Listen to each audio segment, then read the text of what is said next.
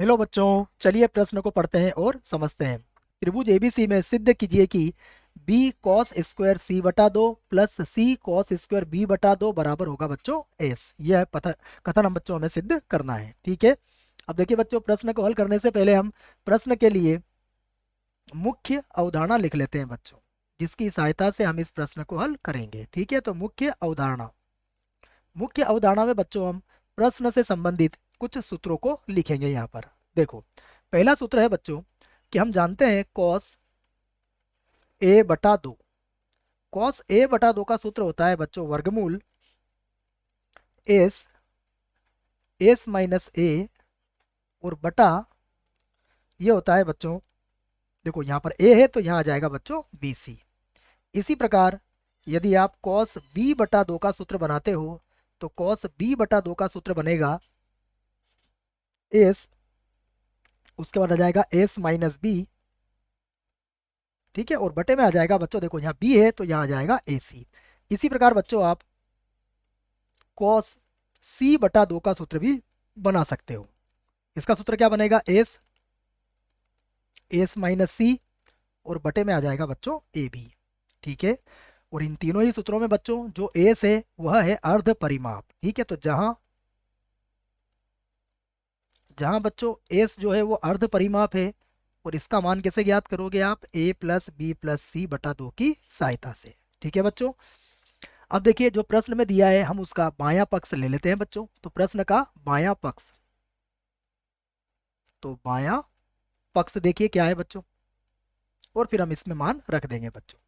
बायां पक्ष है हमारे पास बी कॉस स्क्वायर सी बटा दो, उसके बाद सी, और फिर आएगा कॉस स्क्वायर बी बटा दो। ठीक है बच्चों, तो देखो मैं यहाँ मान रख देता हूँ बी गुणा, अब देखो बच्चों जब कॉस सी बाई टू का मान हमारे पास ये है बच्चों, इसका वर्ग करेंगे तो वर्गमूल नहीं आएगा इस पर, तो ये होगा एस, कोष्टक में होगा एस माइनस सी, और बटे में आ जाएगा बच्चों ये ए बी।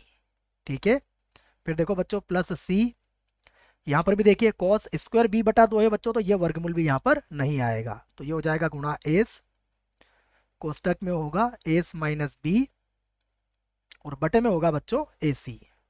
ठीक है, अब देखो बच्चों यहाँ से आप देखें तो देखो बच्चों बी से बी कट जाएगा, ये बी से बी बच्चों कट गया, और यहाँ पर सी से सी भी आप काट सकते हो बच्चों।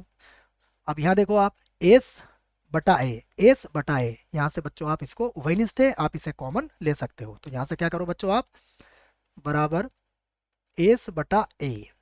तो देखो अब कोष्टक में क्या बचेगा, यहाँ बचेगा एस माइनस सी, यहाँ होगा एस माइनस सी, और प्लस यहाँ कितना बचेगा, देखो एस माइनस बी, तो यहाँ लिख दिया हमने एस माइनस बी। ठीक है बच्चों, तो अब देखो ये होगा एस बटा ए, एस और एस हो जाएगा बच्चों दो एस, और यहाँ हो जाएगा माइनस बी और माइनस सी। अब देखो बच्चों हमारे पास एस का मान कितना लिखा है हमने, एस का मान हम जानते हैं, एस बराबर होता है ए प्लस बी प्लस सी और बटा होता है दो।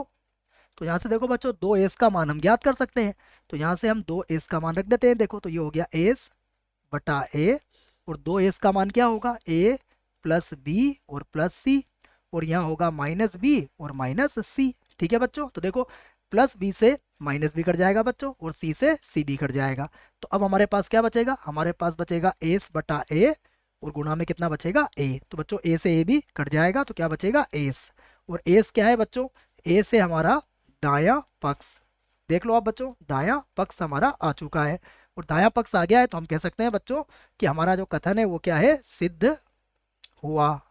ठीक है बच्चों, आशा करता हूं आपको इस प्रश्न का उत्तर समझ में आया होगा। धन्यवाद।